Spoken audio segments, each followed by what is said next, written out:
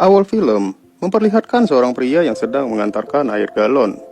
Pria ini bernama Cholmin. Kemudian dia bergegas pergi ke suatu tempat, karena mulai hari itu dia akan menggantikan seorang kakek untuk menjaga sebuah pintu parkir. Saat Cholmin sedang berjaga, tiba-tiba ada seorang wanita yang masuk dan langsung memberikannya beberapa makanan. Wanita itu bernama Junghwa. Cholmin pun kebingungan dan bertanya, "Kau siapa?" Junghwa yang mendengar suara asing itu pun terkejut, karena dia mengira Cholmin adalah si kakek yang selama ini menemaninya menonton TV di pos itu. Saat itu juga Cholmin menyadari kalau wanita itu ternyata buta.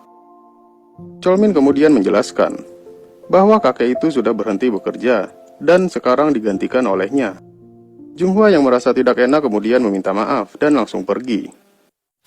Karena di luar sedang hujan, Cholmin pun merasa tidak tega kepada Junghwa dan menyuruhnya masuk untuk menonton TV bersama sambil menunggu hujan reda.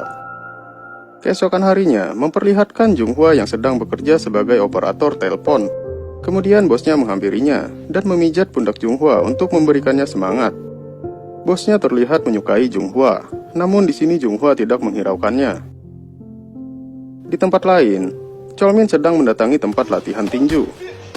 Dia berniat meminta maaf kepada pelatihnya dulu, saat dulu Cholmin masih menjadi petinju.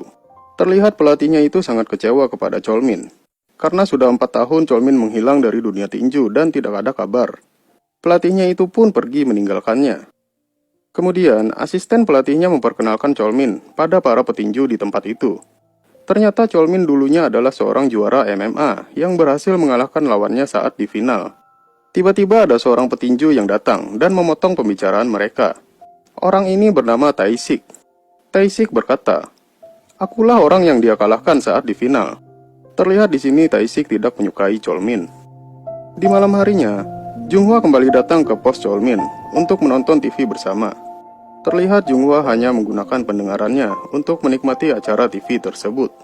Kemudian Junghwa mencium aroma tak sedap di sana dan langsung membuka jendela. Ternyata aroma tak sedap itu berasal dari kaos kakinya Cholmin. Cholmin yang menyadarinya langsung merasa malu dan tidak enak.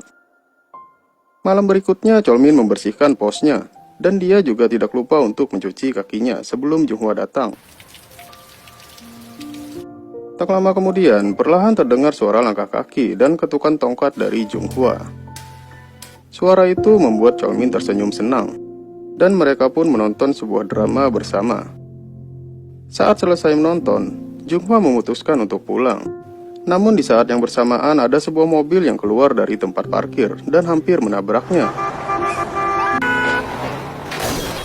Saat tangan Junghwa hampir menyentuh pecahan kaca, Cholmin langsung menahannya dan membantu Junghwa berdiri.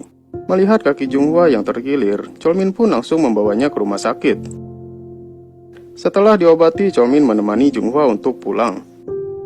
Junghwa yang jalannya terpincang-pincang tidak sanggup lagi untuk berjalan. Cholmin kemudian menawarkan diri untuk menggendongnya. Namun Junghwa mengatakan, "Kau akan menyesalinya." Tapi Cholmin tidak menghiraukan perkataannya itu dan langsung menggendongnya. Saat hampir sampai, Cholmin dibuat terkejut karena mereka harus melewati anak tangga yang sangat banyak. "Kan sudah kubilang kau akan menyesalinya," ujar Junghwa sambil tertawa. Akhirnya mereka pun sampai di apartemen Junghwa. Karena hari itu Cholmin sudah menolongnya, Junghwa mengajak Cholmin untuk menonton sebuah konser musik bersama, dan Cholmin pun menerima ajakan tersebut.